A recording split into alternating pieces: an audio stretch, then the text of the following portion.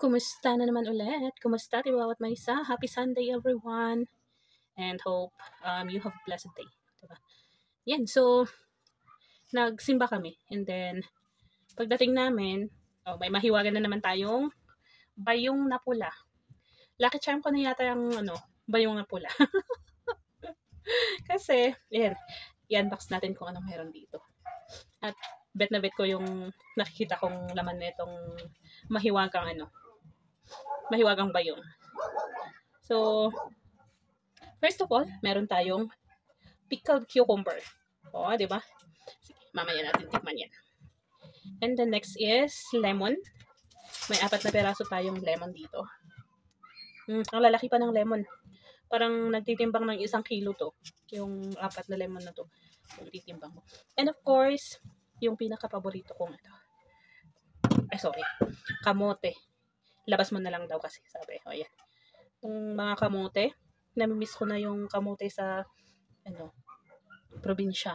Kasi, yan, si mama ang, masipag na magluto o magtanim ng kamote. Kaya laging, pag pwede na siyang anihin, lagi siyang nagte-text noon, sabi niya. Wala bang uuwi sa inyo? May kamote, may gabi na kayong pwedeng anihin, sabi niya ganun. Eh, ngayon wala nang nagte-text, wala nang nagme-message. Nakakamiss, di ba? Ayan, so, may ilalaga na naman akong mga, kamote. And syempre, meron tayong pang tsa na lemon. So, ating i-charge itong pickled cucumber. Diba? Pag aamuyin mo siya, yung normal na, amoy ng cucumber na nababad. So, i-charge na natin. Diba? Ayan.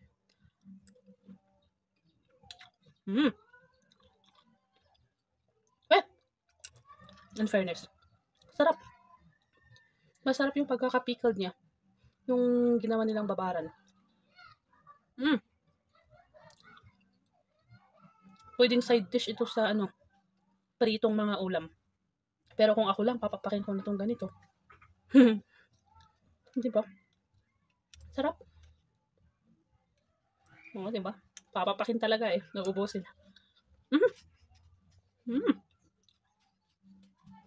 In fairness. Salamat. Salamat sa nagbigay. May God bless you. 1,000-fold. So, diba? Nang mas marami pa. Diba? Para mas marami kang ma-share. Charos! Agraraman ko na. Basta thank you. And, salamat din sa panonood nyo sa aking mga videos. Kahit na medyo hindi tayo ganun kagaling sa mga content natin. Diba? Tinutuloy-tuloy ko na yung aking mga long form videos dahil baka sakali namang matuwa si Lolo Meta at hindi lang 1 cent yung ibibigay sa atin. Baka pwede na niyang gawing $1 ganun. O, diba? Sana sa darating na panahon. Sipag-sipag lang sa paggagawa ng content kahit na nakakatamad kung minsan kasi ang hirap mag-isip ng content. Thank you so much again. Have a blessed day.